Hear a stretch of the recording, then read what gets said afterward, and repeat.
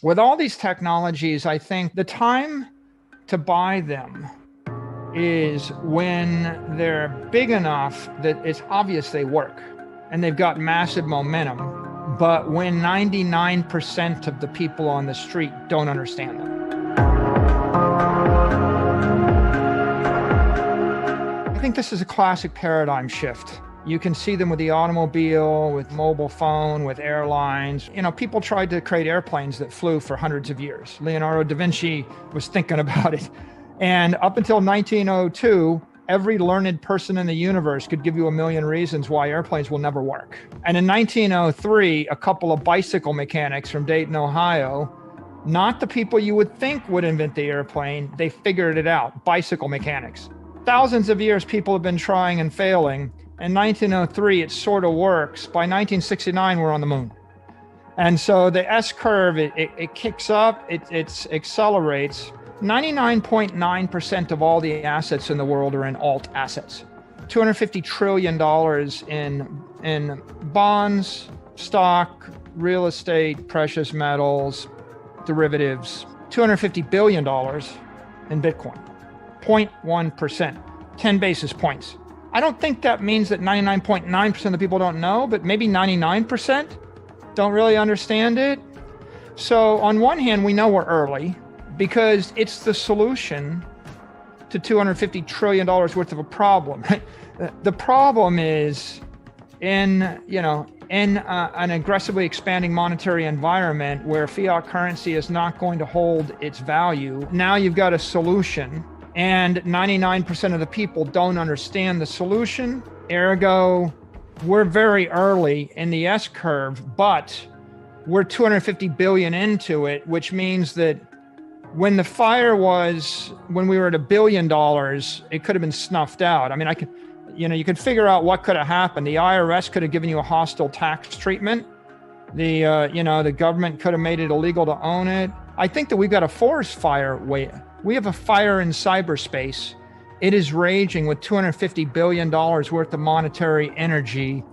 I think it's too big to stop right now, or at least it's conceivable to stop the forest fire. But it's a lot harder to stop the forest fire than it is to put out the campfire. In a fiat system with a monetary supply that's expanding at a rapid rate, you're freezing and suffocating everybody doing business in the currency. It's just a question of how fast it's like marching a bunch of Boy Scouts to the top of Mount Everest. And I've got a little altimeter, and my altimeter says, oh, well, I'm at sea level, right? The altimeter is reading inflation. And so if I set the altimeter to a market basket of YouTube streaming videos and Domino's pizza and manufactured goods with a 5% variable cost, I pretend that I'm at sea level, but I keep marching the Boy Scouts up 5,000 feet. And at 5,000 feet, they can't breathe, but we're at sea level. And then I march them up to 10,000 feet, and now they're all freezing cold. But I say, no, can't be, we're at sea level. And I keep marching them up. And eventually I march the Boy Scouts to 20,000 feet, and they're all froze to death. And at some point, you got to say to yourself, maybe the altimeter's wrong. It's a paradigm shifting year, that we declare war on COVID, we declare a war on the currency, a COVID war, a currency war, two wars. People used to say to me, oh, Bitcoin is this cool thing. I'm like, well, I don't get it. That was like noise, right? This Bitcoin thing is noise. Then people would say, well, there's the Fed is printing money. Well, that's kind of noise too, because it's not that big a deal. By mid-March, it's 2 weeks to stop the spread. By mid-April, it's pretty clear it's not going to be 2 weeks to stop the spread. And it's pretty clear there's going to be a K-shaped recovery. People are not going to be back at Disneyland on airplanes by the end of April. That's very clear to everybody except for people on TV that don't want to say it, right? The underlying fundamentals of Wall Street didn't get 20 or 30% better in the 4 weeks after March, but the stock market did. And so you saw a delamination of asset values from the underlying fundamentals. And that's the aha moment when you realize that the currency is broken.